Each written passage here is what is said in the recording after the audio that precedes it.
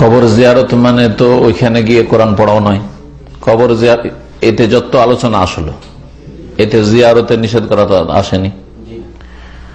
এক হচ্ছে জিয়ারতের উদ্দেশ্য, আপনার উদ্দেশ্যটা কি, এটা একটা কথা, ওটা ঠিক হইতে হবে। 2 নম্বর কথা, জিয়ারত মানে ওইখানে গিয়ে নামাজ পড়া নয়, জিয়ারত মানে ওখানে বসে বসে কোরআন পড়া নয়, জিয়ারত মানে ওখানে দাঁড়িয়ে বা বসে জিকির করা নয়।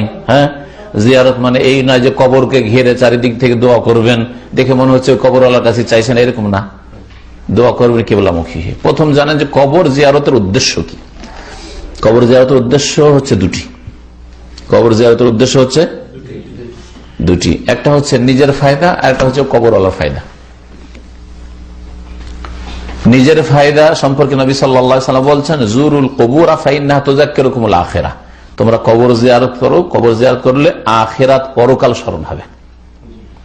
এখন আপনাদেরকে জিজ্ঞাসা করি, পাকা কবর দেখলে পরকাল স্মরণ হবে, যেখানে কোটি কোটি টাকা ডেইলি ইনকাম হচ্ছে ওরসে মাজারে, ওখানে আখিরাত স্মরণ হবে না? গরিব ভাঙাচোরা বসে গেছে কবর, আর জঙ্গল হয়ে গেছে, গাছ হয়ে গেছে, ওই রকম কবর, গ্রামের কবর, মায়ের কবর, বাপের কবর, দাদা দাদি, নানা নানির কবর দেখলে আখিরাত বেশি স্মরণ হবে। যে আমার বাপ মা দাদা দাদিকে এখানে আসতে হয়েছে, মরে সরে গেছে, আর কবরের কবর মাটি তার বুকের উপর চলে পড়ে গেছে, আমাকে এখানে আসতে হবে। আমি যত বড় জাদরেল হই না আর বড় নেতা হোক না কেন, আমাকে এখানে যেতে হবে। কোনটা দেখলে আখিরাত স্মরণ হবে? কাঁচা কবরগুলি, তাই না? তাহলে কাঁচা কবর দেখতে যেতে, পাকা কবর নাই। পাকা কবর শিরকের বাজার ওখানে গরম হয়ে আছে, আর ইনকামের বাজার গরম হয়ে আছে। বিনা পুঁজির ব্যবসা, সরকারি লাইসেন্সও লাগে না, আর পুঁজিও ইনভেস্ট করা লাগে না। পাকা করে দিয়ে চাদরটা চড়িয়ে দিলে আর ফুল টুল দিয়ে দিলে আমাদের দেশে জাহেল মূর্খ সমাজের বাজার গরম হয়ে যায়, ওখানে আর অসুবিধা নেই। হ্যাঁ, ইনকাম চলতে থাকে, বিনা পুঁজির ব্যবসা। সেই জন্য কবর জিয়ারত করতে হবে এমন কবর, যে কবর দেখলে আখিরাত স্মরণ হয়। আল্লাহ, আমি যতই বড় আলেম হই না কেন, আর যতই বড় শেখ হই না কেন, আমাকেই কবর আসতাম, আমাকেই কবর আসতাম, ঠিক না? জি, আমি যতই বড় পয়সাওয়ালা হই না কেন, অট্টালিকার মালিক আর 5 স্টার হোটেলের আমি ম্যানেজার হই না কেন, আর রাষ্ট্রপতি আর প্রধানমন্ত্রী হই না কেন, আর মন্ত্রী মিনিস্টার হই না কেন, আমাকেই কবর আসতে হবে। জরুল কবর, কবর জিয়ারত করো, আখিরাত স্মরণ হবে। যে দুনিয়া তুচ্ছ কিছুই না, আজকে আছে আজকেই নেই, হয়তো আজকে আসার কালকে নাই, কথা বলা ভুল, আসলে এক্ষুনি নেই হয়তো, ঠিক না? জি হ্যাঁ, এটা একটা উদ্দেশ্য, নিজের ফায়দা, যে আখিরাত পরকাল স্মরণ আসবে, অন্তরটা নরম হবে, ইমান তাজা হবে, আখিরাত মুখী হবেন, আল্লাহর কাছে চাইবেন আপনি, দুনিয়া আখিরাতের নাজাত চাইবেন আপনি, আল্লাহ পাকের আযাব গজব থেকে আল্লাহর কাছে দোয়া করবেন যে আল্লাহ আমাকে রক্ষা করো। তো আখিরাত স্মরণ করা। 2 নম্বর গরজ হচ্ছে ওই মাইয়াতকে উপকৃত করা।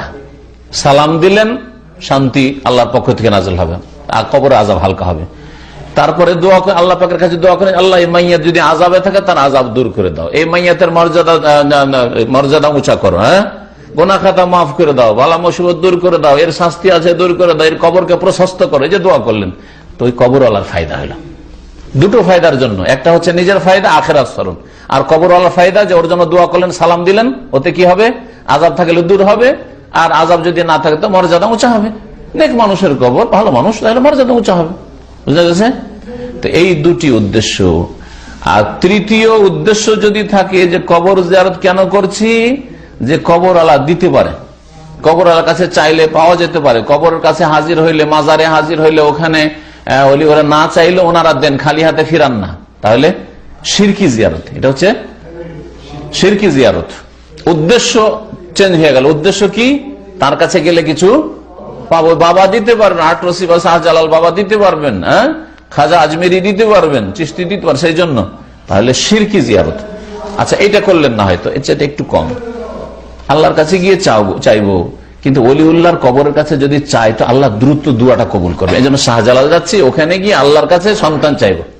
আপনি নিজের বাড়িতে সন্তান চাওয়া মনে করলেন যে পাবো না, হয়তো মসজিদে চাইলেও পাবো না, হয়তো হ্যাঁ, মক্কা মদিনে হজুমরা এসে যায়, চেয়ে হয়তো পাবো না, কিন্তু মাজারে গেলে হটলাইন আছে, ওখানে পাবো। সেই জন্য ওখানে গিয়ে আল্লাহর কাছে চাই, তো এটা হচ্ছে বেদাতি জিয়ারত। নিজেরই গরজ, আল্লাহ আমার রোগ ভালো করে দাও, কিন্তু মাজারের কাছে চাইছেন, মানে মাজারের পাশে দাঁড়িয়ে চাইছেন বা বসে চাইছেন, তাহলে এটা হচ্ছে বেদাতি জিয়ারত। বেদাতি জিয়ারত করবেন না, শিরকি জিয়ারত করবেন না, সুন্নতি জিয়ারত করবেন। সুন্নতি জিয়ারতের গরজ কি বলেন তো? কেউ দুটো গরজ বললাম, নিজের ফায়দা, আর ওই কবরে যে শায়িত আছে তার ফায়দা, মৃতের ফায়দা। নিজের কি ফায়দা? আখেরাত স্মরণ হবে, তো আখেরাত পরকাল স্মরণ হবে যে আমাকে পরকালে পাড়ি দিতে হবে। আর ওই মৃত লোকের কি ফায়দা? তার জন্য দোয়া করলে তার কবর বালা মুসিবত দূর হবে, আযাব দূর হবে, হ্যাঁ, তার উপকার হবে। আর এই ধারণা করা যে কবর জিয়ারত করলে আমার কিছু ফায়দা কবর আল্লাহর কাছে পাবো, শিরকি জিয়ারত। কবরের পাশে গিয়ে আল্লাহর কাছে যদি চাই তাহলে তাড়াতাড়ি পাবো আল্লাহর কাছে, বেদাতি জিয়ারত। বুঝতে পেরেছেন? এবারে তার ইসলামে সুন্নতি জিয়ারত আছে, আমরা সুন্নতি জিয়ারত করি, আর বিদাতি ভাইরা বিদাতি জিয়ারত করে, শিরকি ভাইরা শিরকি জিয়ারত করে। শিরকি ভাই বলা ঠিক না, যারা শির করে তার ভাই হইতে পারে না, আবার যারা শির করে তার ভাই হইতে। আল্লাহ বলছে ইন্নামাল মুমিনুনা ইখওয়া, মুমিনরা পরস্পর ভাই। আল্লাহ পাক হেফাজত করেন, আল্লাহ ভুল ত্রুটি মাফ করেন, আল্লাহ গুনাহ খাতা মাফ করে দেন। ওয়া সাল্লাল্লাহু আলা নবিয়িনা মুহাম্মদ ওয়া আলা আলিহি ওয়া সাহবিহি আজমাইন।